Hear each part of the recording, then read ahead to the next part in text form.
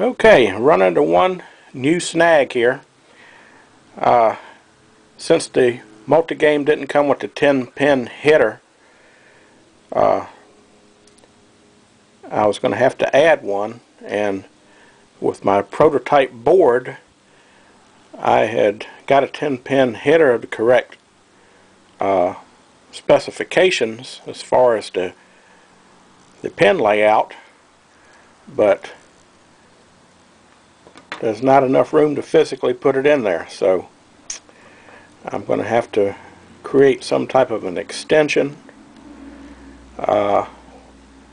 some way to bring it up so that I can make it work. Just a little temporary setback here. See what I can figure out. Okay, now here's the Asteroids board. Here's the multi-game card, and as you can see, I've installed a 10-pin header, and that's what we're going to plug the interface into.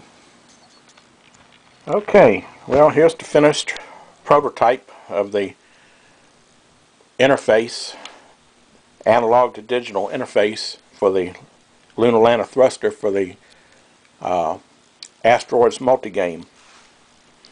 I'm powering it off of my original breadboard since I have a 5-volt regulator here, so I'm getting the 5 volts off of this 7805 regulator, and power is going in through the terminals here, 2 terminals. So right now, with the thruster in the down position, I'm getting the readout here, and I put little marks on here so I know which LED is supposed to be lit up. This is representing 104. So when I go up on the throttle, now if you look at the upper side, you'll see I have the little black marks indicating what should be lit on the high side, which is indicating 167. So it appears to be working like it's supposed to. So now I'm going to put it on the Asteroids board and plug it in and fire it up and see if it works. Okay, I've installed my analog to digital converter, and it is hooked into the Asteroids Multigame, and have it wired up to the original Lunar Lander thruster.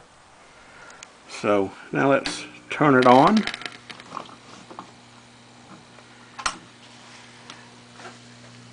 And as you can see, the LEDs indicating the output of the AD converter. And if you move the throttle, you can actually see it change. Okay, so let's go ahead into a game, Lunar Lander.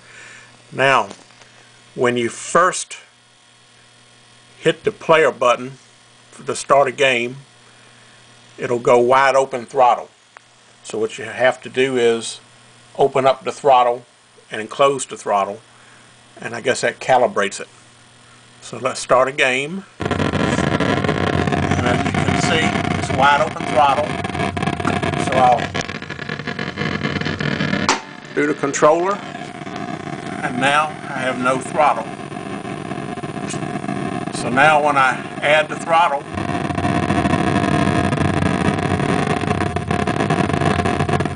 with the controller, I get full control.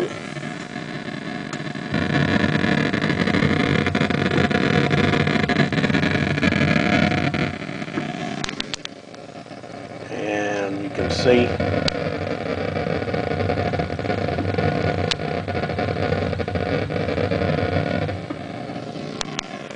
okay, so the analog to digital converter is working fine. Let's go into test mode. And when you go into test mode, you can see the thrust numbers there, which are the hexadecimal numbers, and supposedly the low end is supposed to be set at 68.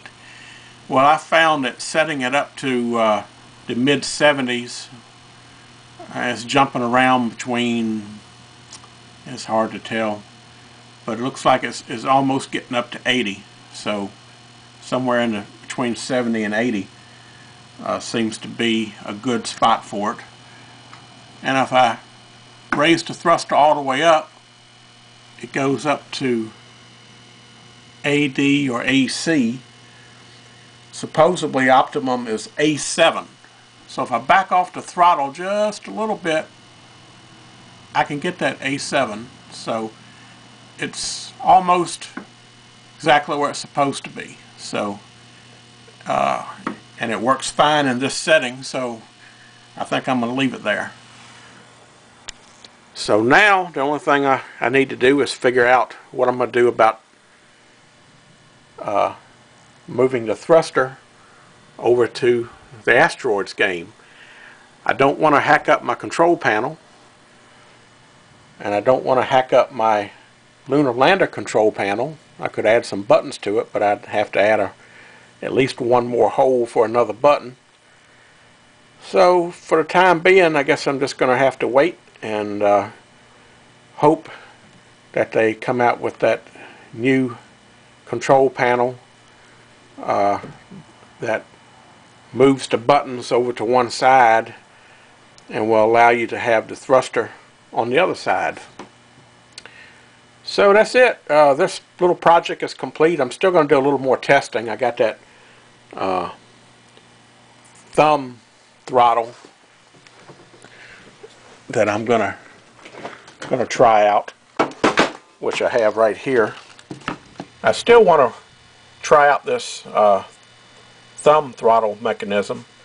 I believe it will probably work just as well for somebody that might want to add this to the control panel. You would have to cut a slot in the control panel, and this would have to go through the slot, and it would be mounted from underneath.